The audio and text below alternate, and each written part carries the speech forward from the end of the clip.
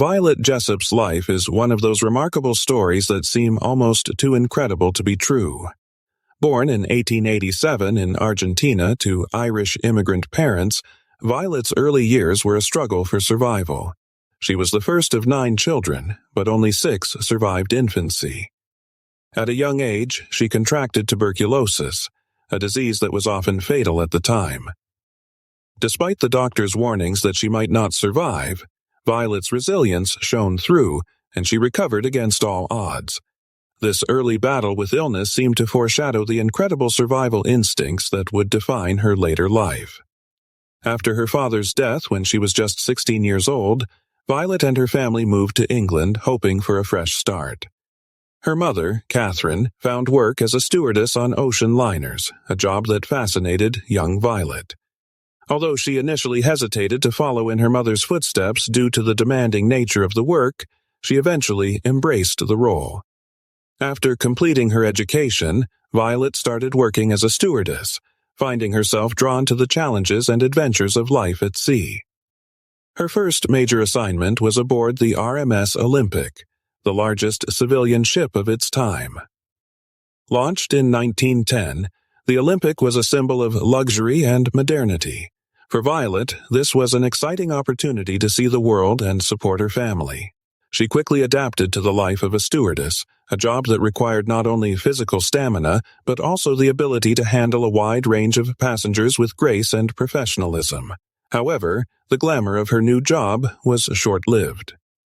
On September 20, 1911, the RMS Olympic collided with the British warship HMS Hawke in a freak accident off the coast of the Isle of Wight. The collision was serious, with the Hawke's reinforced bow designed to ram enemy ships piercing the Olympic's hull. Despite the damage, the Olympic managed to limp back to port without sinking. While no lives were lost, the incident left Violet deeply shaken. She found it difficult to talk about the crash, and even in her memoirs, she barely mentioned the event. Yet, she didn't let the experience deter her. Violet continued to work on the Olympic for another year, demonstrating her determination and commitment to her career. Her next assignment was on the RMS Titanic, the ill-fated sister ship of the Olympic. Violet boarded the Titanic on April 10, 1912, as a stewardess for the ship's maiden voyage. She was excited to be part of what was hailed as the most luxurious and unsinkable ship in the world. But just 4 days later, on the night of April 14th, the Titanic struck an iceberg. Violet described the chaos that ensued as passengers scrambled to find lifeboats. She was ordered onto Lifeboat 16, where she helped care for passengers and keep them calm. The lifeboat was eventually rescued, and Violet, along with the other survivors, was taken to New York City. Although physically unharmed, the trauma of that night stayed with her for the rest of her life. Nevertheless, she returned to England and continued her work at sea. Just a few years later, in 1916, during World War I, Violet found herself aboard yet another ill-fated ship, the HMHS Britannic. The Britannic, like its sister ships, the Olympic and Titanic, was a massive ocean liner.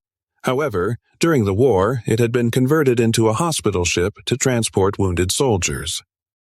On the morning of November 21, 1916, while sailing through the Aegean Sea, the Britannic struck a mine and began to sink rapidly. Despite the ship's advanced safety features which were implemented after the Titanic disaster, the Britannic went down in just 55 minutes. Violet, who was on deck at the time, described how she jumped into the water to escape the sinking ship. As she hit the water, she narrowly avoided being pulled under by the ship's propellers. It wasn't until later that she realized she had suffered a fractured skull in the process. Even after surviving 3 major maritime disasters, Violet Jessop didn't give up her career at sea. She continued to work as a stewardess, eventually retiring after 42 years of service. Her colleagues and passengers often marveled at her incredible luck, dubbing her Miss Unsinkable. Violet's story is a testament to her courage, resilience, and unwavering dedication to her work.